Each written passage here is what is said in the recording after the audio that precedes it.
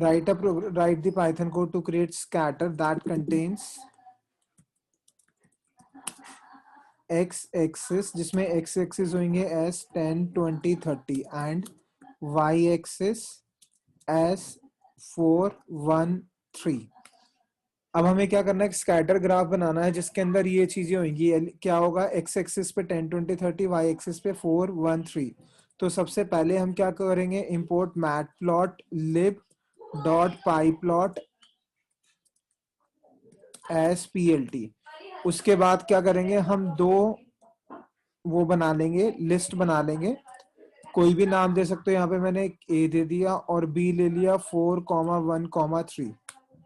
ठीक है, अब हमें क्या करना है, स्कैटर बनाना। तो लिखा plt डॉट प्लॉट ब्रैकेट में a b और उसके बाद शो कर देंगे।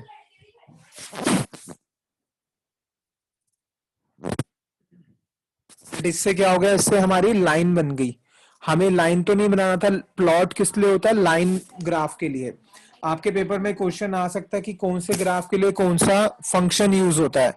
लाइन ग्राफ के लिए कौन सा हो गया, प्लॉट। लेकिन but as per the question हमें क्या चाहिए, स्कैटर चाहिए। तो आप प्लॉट की जगह यहाँ पे क्या लिख दोगे, स्कैटर।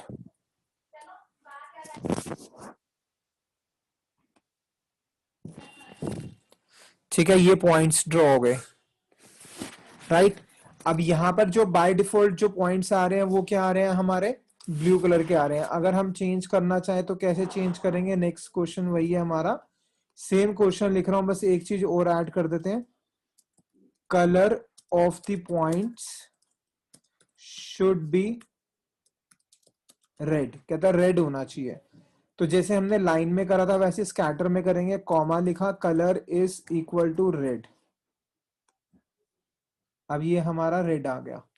नेक्स्ट हम चाहते हैं जो ये रेड तो हो, साथ में एक चीज और है, जो ये ड्रॉ हो रहा है स्कैटर, वो किस फॉर्म में हो रहा है, सर्कल की फॉर्म में हो रहा है। तो हम चाहते हैं शेप ऑफ द स्कैटर, या ब्रैकेट में लिख देते हैं points should be diamond, diamond shape होने चाहिए। तो हम क्या करेंगे, ये तो पहले ऊपर का as it is copy paste कर लेते हैं। तो यहां क्या लिखा, comma marker is equal to D लिख दिया। तो ये डायमंड शेप में आ गया। और अब हम चाहते हैं कि सेम क्वेश्चन है, बट क्या फर्क है इसके अंदर, colour of the first point should be red, comma second point should be blue and third point should be green. तो क्या करेंगे इसके अंदर, ओहो ये सेम कॉपी कर दिया था, ठीक है। तो क्या करा, ये as it is copy paste. अब इसमें क्या करेंगे, हम लिस्ट की फॉर्म में दे देंगे, कलर किस फॉर्म में दे देंगे, लिस्ट की फॉर्म में। फर्स्ट का क्या चाहिए, रेड हो गया, सेकंड क्या चाहिए, blue and the third one is green.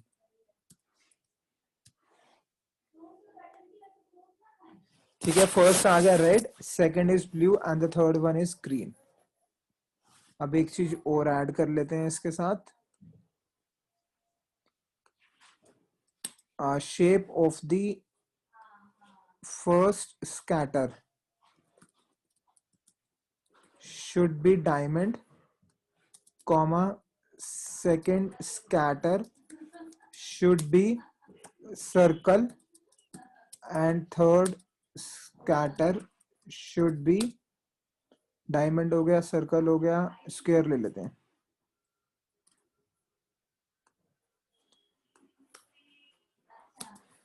तो इसमें क्या कर देंगे हम, मार्कर के बाद क्या लिखा, स्क्वायर ब्रैकेट, कॉमा, फर्स्ट क्या हो गया डायमंड, सेकंड सर्कल है तो सी लिख देते हैं, थर्ड क्या है स्क्वायर है तो एस लिख देते हैं, और ये लिस्ट फॉर्म में बंद।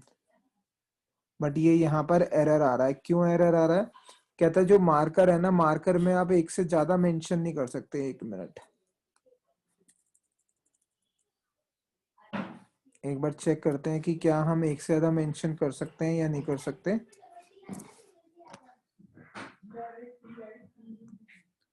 हाँ, जो मार्कर होगा उसका एक ही होगा, एक ही शेप दे सकते हो, अलग अलग नहीं दे सकते। अब क्वेश्चन ये आता कि अगर हमें अलग अलग शेप देना है तो उस केस में क्या करेंगे। उस केस के अंदर आपको तीनों के लिए अलग अलग स्कैटर को कॉल करना पड़ेगा। कहने का मतलब ये तो हम लिख नहीं सकते, तो क्या करा यहाँ पर हमने, हमें टोटल 6 लिस्ट बनाने पड़ेगी। एक बना दिया, ए में ले लिया 10, बी में ले लिया हमने 4, फिर सी में ले लिया सेकंड दैट इज 20, और डी में ले लिया 1, वैसी ई ले लिया हमने 30, और एफ ले लिया इज इक्वल टू 3। और यहाँ पे लिखा सबसे फर्स्ट के लिए, फर्स्ट का कलर रेड होगा तो ये colour is equal to red. समझ आ रहा है ना सबको? ये फर्स्ट का हो गया, पहले इसको रन करते हैं, फिर वैसे ही सेकंड और थर्ड को करना है, कॉपी पेस्ट कर देते हैं। और क्या कर देंगे, ए बी की जगह यहाँ क्या आ गया हमारा, सी और डी, यहाँ आ गया ई और एफ। अब फर्स्ट का कलर क्या रेड था, सेकंड का क्या है colour blue, and third one का क्या है हमारा ग्रीन। ठीक है। अच्छा, एक चीज और ध्यान देना, अगर मैं यहाँ से कलर नहीं लिखता, सेकंड का ब्लू है हटा देंगे, तो वो अपने आप ही क्या ले लेगा, ब्लू ले लेगा। जैसे मैंने आपको बताया हुआ कि फर्स्ट का जो होता है ब्लू होता है, सेकंड का ऑरेंज होता है। तो अगर मैंने यहाँ पे कलर नहीं दिया ऊपर और इसको दे दिया, तो इसको ट्रीट करेगा फर्स्ट एलिमेंट एज पर, मतलब first point as per Python के हिसाब से, तो इसलिए कलर इसने ब्लू दे दिया। लिखना चाहो तो लिख भी सकते हो। अब साथ में दिया हुआ शेप हमें देना सबकी अलग अलग, तो फर्स्ट वाले के साथ लिख दिया मार्कर इज इक्वल टू क्या चाहिए, डायमंड के लिए D, comma marker is equal to circle के लिए सी लिख देते हैं, और यहाँ पे comma marker is equal to square के लिए एस। यहाँ पे ये वर्क नहीं कर रहा, ऑब्जेक्ट देखना पड़ेगा, शायद ये वर्क नहीं कर रहा होगा सर्कल।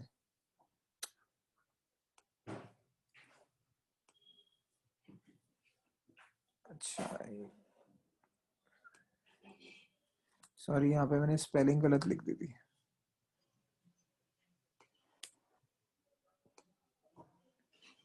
सर्कल के लिए सी,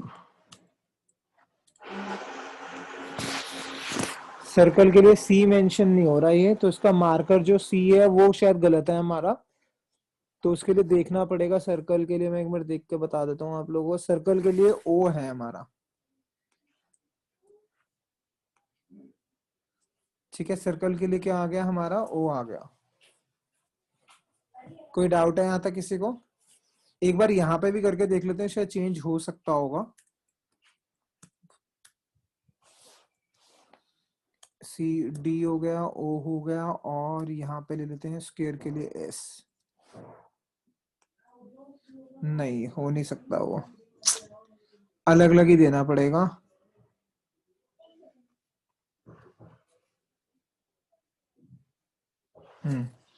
मार्कर के लिए आप, अगर मार्कर सबका अलग अलग चाहिए तो उस केस के अंदर हमें क्या करना पड़ेगा, उस केस के लिए हमें स्कैटर को फिर अलग अलग ही कॉल करना पड़ेगा, जैसे यहाँ पे करा है।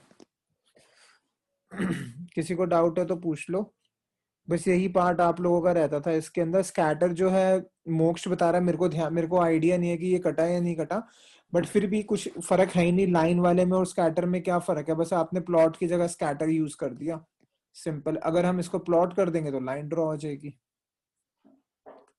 ठीक है, किसी को कुछ पुराना पूछना है तो पूछ लो इस चैप्टर से रिलेटेड। बाकी नेक्स्ट क्लास में हम करेंगे असाइनमेंट्स, और परसों की क्लास नहीं होगी। हैप्पी न्यू ईयर एडवांस में सबको।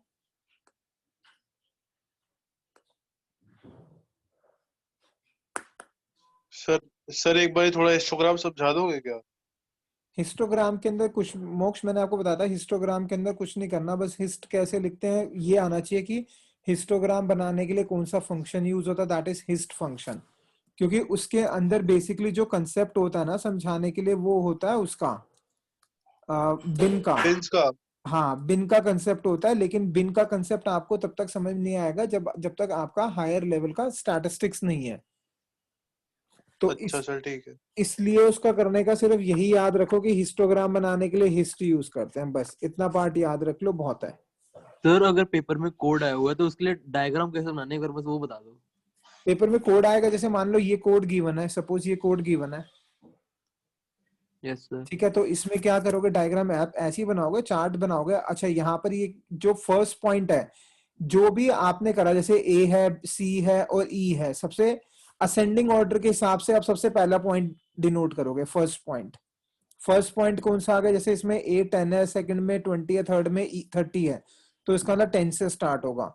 अब अगर आपका क्वेश्चन आता कि सर ये इसने ये कैसे लिया हुआ है, क्या कहते हैं, इसने इंटरवल्स कैसे लिए हैं, उसको आप डिफाइन नहीं कर सकते इंटरवल कैसे लिए हुए हैं, ये पाइथन अपने हिसाब से जनरेट करता है। और कभी सर हाँ बोलो। अगर मान लो बार ग्राफ बनाना हो, हाँ बार ग्राफ का आता है, बार ग्राफ का आप कर सकते हो। बार ग्राफ के अंदर क्या करते हैं, समझा दो तो मैंने आपको। बार ग्राफ के अंदर नॉर्मल करना है, जैसे सपोज लिखो, ये लिखा हुआ है 10 1 5, बी लिख दिया 3 4 11, plt dot bar a comma b, plt dot show. अब इसके अंदर क्या है, ए को मतलब जो एक्स एक्सिस पे दैट इज ए, ये ए की लिस्ट है, इसमें असेंडिंग ऑर्डर के हिसाब से चलोगे। असेंडिंग में क्या होगा यहाँ पे, मैट प्लॉट लिब,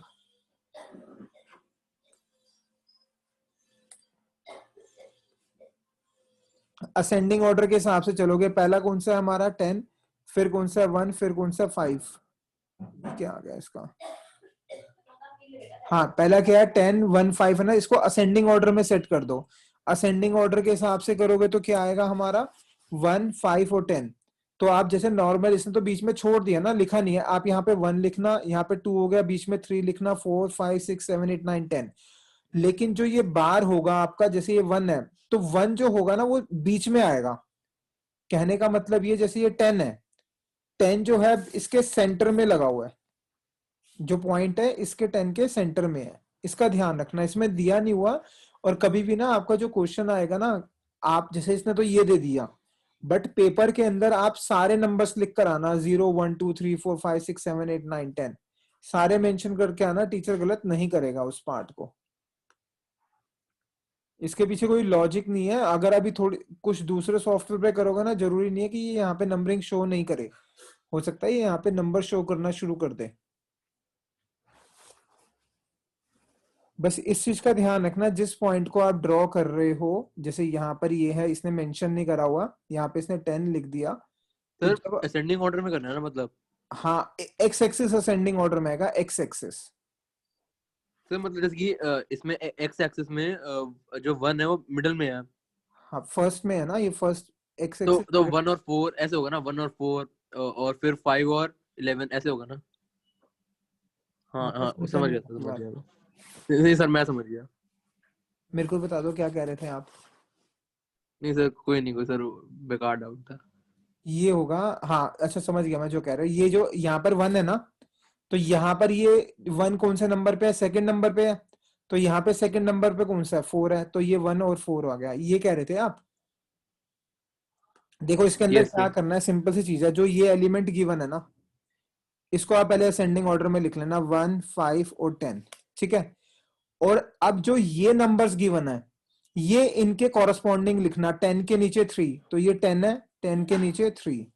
नेक्स्ट कौन सा है 1, 1 के नीचे 4, तो 1 के नीचे ये आ गया 4, कॉमा, अब ये कौन सा है 5 के नीचे 11। आप ये कह रहे थे। नहीं सर मैंने तो खाली प्लॉटिंग का पूछा था, पर ये यही चीज थी मतलब। है ना, 1 के साथ 4 आ गया, 5 के साथ 11 और 10 के साथ 3 आ गया। Yes sir. बी वाला जो एक्स एक्सिस वाई एक्सिस वाला है, इसको आप असेंडिंग ऑर्डर में नहीं करोगे, लेकिन इसको ड्रॉ करोगे उस हिसाब से जो ए की लिस्ट के अंदर गिवन है। ए वाले को आप एक्स एक्सिस को आप असेंडिंग ऑर्डर में करोगे, ये आ गया 1 5 10, बट इसको आप असेंडिंग ऑर्डर में नहीं करोगे, लेकिन इसको जो ड्रॉ करोगे वो आप ड्रॉ करोगे जिसके कॉरस्पॉन्डिंग आपने नंबर स्पेसिफाई कर रखे हैं। 10 के साथ कौन सा स्पेसिफाई करा था, 3, तो उसके साथ 10 के साथ 3 आ गया, 1 के साथ 4, 1 के साथ 4, 5 के साथ 10, तो 5 के साथ 10 आ गया, ठीक है। Yes sir. और पूछना किसी ने कुछ तो पूछ लो, तो फिर हम नेक्स्ट तो वीक। हिस्टोग्राम तो प्लॉट करना नहीं आएगा ना? उसका सिर्फ मेथड आएगा कि हिस्टोग्राम लिख दो, अगर आएगा तो क्या दिक्कत है, यहाँ पे बार की जगह आप हिस्ट्री लिख देना, सिंपल लिख दिया, बार की जगह हिस्ट लिख दिया, खत्म। सर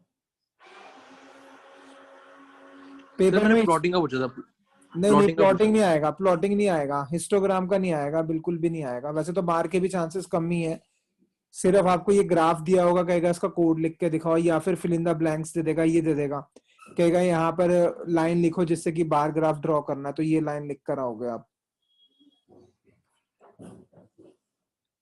आप सबका काम ये है कि जो सीबीएसई के सैंपल पेपर हैं नेट पे ही अवेलेबल है, आप लोग सब सिर्फ और सिर्फ ये डेटा विजुअलाइजेशन की प्रैक्टिस करके रखोगे नेक्स्ट क्लास के लिए। नेक्स्ट क्लास में जो असाइनमेंट दूंगा मैं डेटा विजुअलाइजेशन का दूंगा। तो थ्योरी नहीं है चैप्टर में? थ्योरी व्योरी बहुत कम आती है, नेटवर्किंग की आएगी, थोड़ी सी एसक्यूएल की आएगी और उसकी आएगी। थ्योरी में बस यही आएगा तो कि इसकी तो बार, नहीं आएगी ना? नहीं इसकी बार तो नहीं आएगी ना? नहीं मतलब आएगी तो आप अपनी लैंग्वेज में लिख सकते हो, जैसे टाइटल किस लिए यूज होता है, लेबल किस लिए यूज होता है। अगर आपको कोई भी थ्योरी नहीं आती, फॉर एग्जाम्पल अगर वो पूछ ले बार किस लिए यूज होता है, तो आप ये कोड लिख कर आ जाना और ये डायग्राम बना देना, पूरे नंबर मिल जाएंगे। अब वो कहेगा टाइटल किस लिए यूज होता है, जैसे मैंने लिख दिया पीएलटी डॉट टाइटल, यहाँ लिख दिया गैप्स क्लासेस, आपको इतना पता है तो ये लिख कर आ जाना, इसका डायग्राम बना देना, पूरे नंबर आ जाएंगे। जैसे ये यहाँ पे ऊपर टाइटल आ गया, ये इसलिए अलग आ रहा है क्योंकि मैंने इसके नीचे लिख दिया, पहले लिखूंगा ना तो इसके ऊपर ही आएगा। ठीक है। थ्योरी, सीबीएसई का रूल कहता है कि अगर कोई भी थ्योरी आती है कंप्यूटर के अंदर, आपको अगर थ्योरी नहीं आती, आप उसको प्रोग्राम की फॉर्म में लिखकर अपनी लैंग्वेज में एक्सप्लेन करोगे तो टीचर गलत नहीं करेगा, एग्जाम्पल दोगे तो टीचर गलत नहीं करेगा, ये कंफर्म्ड है। एग्जाम्पल दोगे तो नंबर नहीं कटेंगे, जरूरी नहीं है कि आपको पूरा डिफाइन ही करना, एग्जाम्पल दे दिया, एग्जाम्पल से एक्सप्लेन कर दिया, हो गया। क्योंकि कंप्यूटर के अंदर काफी ऐसी चीजें होती है जिसको डिफाइन नहीं किया जा सकता, सिर्फ एग्जाम्पल से समझाया जाता है। और अगर आप बुक्स भी देखोगे तो बुक्स के अंदर भी कुछ टॉपिक ऐसे होते हैं जिसको सिर्फ एग्जाम्पल से समझाया जाता है कि इससे ये हो रहा है। अब जैसे लीजेंट है, लीजेंट को कैसे एक्सप्लेन करोगे आप, उसको एग्जाम्पल से ही लिख दोगे और दिखा दोगे दिस इज लीजेंट, जैसे लीजेंट बनाया यहाँ पे दिखा दिया ये लीजेंट है हमारा। फॉर एग्जाम्पल एक बार लिख कर देख लेते, पीएलटी डॉट लीजेंट, जैसे ये आ गया, यहाँ पे लीजेंट आ गया, तो आप क्या करोगे, सिंपल ये कोड लिखो लीजेंट और एरो बना के दिखा दो दिस इज लीजेंट, और हम इसकी लोकेशन भी चेंज कर सकते हैं बस, क्योंकि लीजेंट की एज सच कोई डेफिनेशन नहीं है, प्रॉपर डेफिनेशन नहीं है। ठीक है, किसी को डाउट है तो फिर नेक्स्ट क्लास में करेंगे, मंडे को अपना वो करके रखना जो सीबीएसई का सैंपल पेपर है, और जो आपके पेपर्स वगैरह स्कूल के हुए हैं उसको भी रेफर करना, सिर्फ डेटा विजुअलाइजेशन चैप्टर को।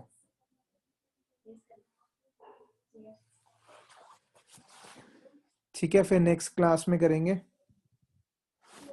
इसकी हैप्पी न्यू रिकॉर्डिंग ईयर। भेज देना। हाँ मैं भी भेज दूंगा। Happy happy new new year सबको, happy new year. Same to you, sir. Okay okay.